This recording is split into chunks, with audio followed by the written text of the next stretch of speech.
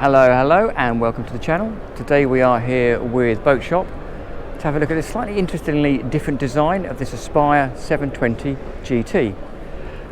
So it's a category C hull, so it can, it's designed for rivers, but it can go coastal if you need it to. There's a little hole down there that you'll notice for bow thrust, although this one I don't think it has it fitted. Lovely bit of hull glazing, which is always nice, puts lots of light inside.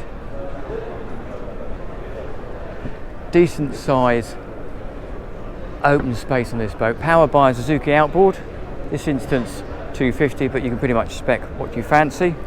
The usual sponsons either side giving you access to the water, and trim swim ladder again so you can climb in and out when you're in the water. First thing you notice when you step on board is how open it is.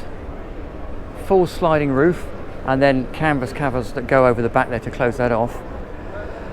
Nice protected couple of steps in, takes you into the cockpit space, which again, nice deep coamings. So if you've got children, really easy to sort of lock them away. You can shut the little gate across.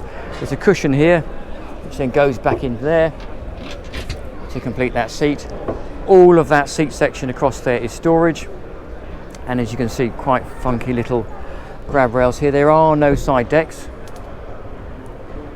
because obviously what we're doing here is maximising the cockpit space. Same that side. Obviously there's a table here, there is access to tankage and bits and pieces down there, and under that floor, under that space there is the battery, and we have exactly the same under here, so I'm only going to show you one. Battery, bilge pump handle, pretty standard stuff. That handle is for that manual bilge pump. But yeah, look at this, so massive opening at the back here. This seat, you can pop it forwards, so you can then sit there and look out the back and enjoy dining around this table with everybody else. Similar format with this one here, so you can fold it that way and then have dining facing backwards to join everybody on this table, or you can fold it backwards this way like so, and you have a secondary sort of navigator or everyone else facing forwards seat, which is pretty neat. If I just pop that back like so, you'll see it in its natural position for dining. It's pretty standard layout here, but again the idea is that this table drops down and there's an infill cushion which makes this a secondary sleeping area. Fridge down here, warm air heating down there, again access to or more storage down there. Hidden recess down the back there, 12 volt socket. You have got opening windows on both sides, so that side and that side, so if you've got the cover shut you can get some ventilation through. But if I take a couple of steps back, you get a pretty good idea of just how open this boat is, bearing in mind it's just over 7 meters, and because it's quite sunken down in here, actually feels a lot more spacious than probably it is. Now obviously it's going to feel a little bit different once you shut that roof up, and the idea is you can just grab hold of that roof, slide it all the way back here, it locks into place, and you can still have the roof shut and still have the whole back of this boat open to get that ventilation through when you're going along. So over here we have a little bit of storage. There's a sink in there, but you can also mount a little camping gas cooker if you want. Fabulous looking helm seat. Look at that, proper bucket seat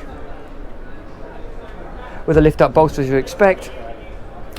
This boat has only just arrived in the UK, so it's still waiting to have a sort of the finishing details and touches put on it. But it comes with a Fusion stereo. There's a blank space here for you to put in whatever sort of navigation you want. They might have some standard spec stuff, I don't know. Trim tabs, selection of carling switches, little bit of storage under there. Down here we have another little storage bin, which I think is probably full of bits and pieces, but again nice that it's lined, so it's not just access to the hull. And over here we have the distribution panel with the battery master switches. So the other thing to look at, apart from obviously this fantastic sliding roof, is it does come with a little bit of forward accommodation. And this is very much a Scandinavian way of exiting the boat. Normally on American boats you'd go up through the windscreen forward, but here we're going to go up this little ladder and through this little opening hatch here. So really simple he says. Open that.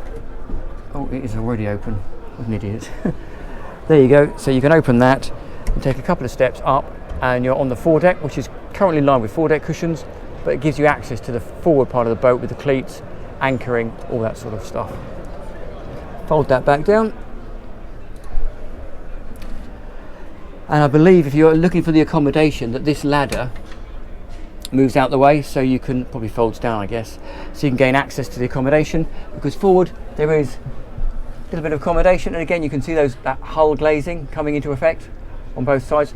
These bits and pieces are the infill cushions for the other seats, other cockpit, and a bit of room through there. I'm going to guess, but I suspect there's storage under those seats as well. And last but by no means least is the heads. Small but compact but very practical. Whole window, which is nice, little moulded sink. Now in this example here we have a chemical toilet, but you can get it with a pump out conventional, marine heads if you wanted. So there you go. Thank you very much to Boat Shop for allowing us to have a look round. Do hope you've enjoyed it, the Aspire720 G2. Any questions, contact them. Please like and subscribe, and we'll see you next time round.